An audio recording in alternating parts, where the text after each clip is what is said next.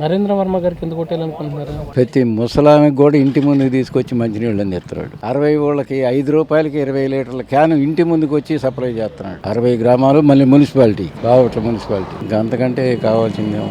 ఎందుకంటే కొద్దిగా పేదలని మంచి వాళ్ళని కొద్దిగా వెనక ముందు ఆలోచన చేసుకుంటూ వచ్చి పలకరెత్తున్నాడు. మా ఊరికి మంచినీళ్ళు లేవు. మంచినీళ్ళు నండూరు దగ్గర నుంచి వాటర్ స్కీమ్ వేసుకుని 30 ఏళ్ళ నాటి తీసుకున్నాం. ముందు కుదిరి పోతే 10 రూపాయలు వాటర్ క్యాన్. ఆ వ్యాన్ పంపిస్తున్నారు. ఇక్కడికి పొద్దున్న 5 గంటలకల్లా అవుతుంది. 5 రూపాయలు తీసుకున్నారు వాటర్ క్యాన్ కి. వచ్చి ఇంటి బజారు తిరిగి మంచిగా పోసి వెళ్తున్నారు. నాబడోళ్ళు తెచ్చుకోలేని వాళ్ళకి నీళ్లు తెచ్చిస్తున్నాడు. ఇంటికి పోసిపోతున్నాడు. మరి ఇంకా అంతకని ఏం కావాలి? మరి కొంచెం మా ఊళ్ళో సదుపాయంగా కదా మంచి నీళ్లు, కదా మంచి చెడు తిరగటం చేయటం ఆయన ఏముండా ఏది చేసినా నరేంద్ర మోదీ వస్తేనే బాగుంటుంది అనుకుంటున్నాం. ఎందుకంటే ఇప్పుడు మా ఊర్లో మంచినీళ్ళు లేవు. ట్యాంకర్ పెట్టి మంచినీళ్ళు పోపిస్తున్నాడు. మరి పింఛన్లు అన్ని ఆలపట్నం జరుగుతున్నాయా లేదా అని అన్ని కనుక్కుంటున్నాడు వచ్చి.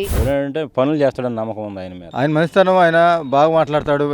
ఉండోళ్ళు లేనివాడు ఆలోచించాడు. ఆయన ప్రతి ఒక్కరితో మాట్లాడతాడు, చిన్న పెద్ద లేకుండా. మంచితనం ఉంది ఆయన. 10 మంది అన్నం పెడతాడంటే ఆయన కృప. ఆయన చక్కగా మాకు మేము కష్టపడుకునే వాళ్ళకి ఒక ముద్ద అన్నం పెడుతున్నాడు. చక్కగా చూసుకుంటున్నాడు మమ్మల్ని. భోజనం పెడుతున్నాడు కష్టపడే వాళ్ళకి. ఏదైనా ఇల్లు తగలబడిందంటే టక్కన వస్తున్నాడు, 10,000 ఇస్తున్నాడు పేదలకి. ఎవరన్నా పోయి అయ్యా అనారోగ్యంగా ఉందంటే హాస్పిటల్ ఖర్చులకి ఇస్తున్నాడు. లేతే అతను ప్రిఫర్ చేస్తున్నాడు, అయ్యా పలానా హాస్పిటల్కి పో, నేను రాసిస్తాను లెటరు, పోయి అక్కడ చూయించుకో అని చెప్పి. అట్లా ఆ సహాయ సహకారాలు ఉన్నాయి. నరేంద్ర వర్మ గారు అంత చక్కగా ప్రజలు పోయి ఏదన్నా పేదలు పోయి అయ్యా మాకు ఇబ్బంది అంటే ఆయన చేసే సహాయం ఆయన చేస్తానే ఉన్నాడు. ఆయన ఊరికి మంచి పనులు చేస్తున్నారు కాబట్టి ఇప్పుడు ఒక 500 మంది అనాథలు ఆనందం అంటున్నాడంటే ఆయన దయ వల్ల. మరి ముందు పెట్టినాడు మన మంచి సాగు చేస్తున్నాడు ప్రజలకి.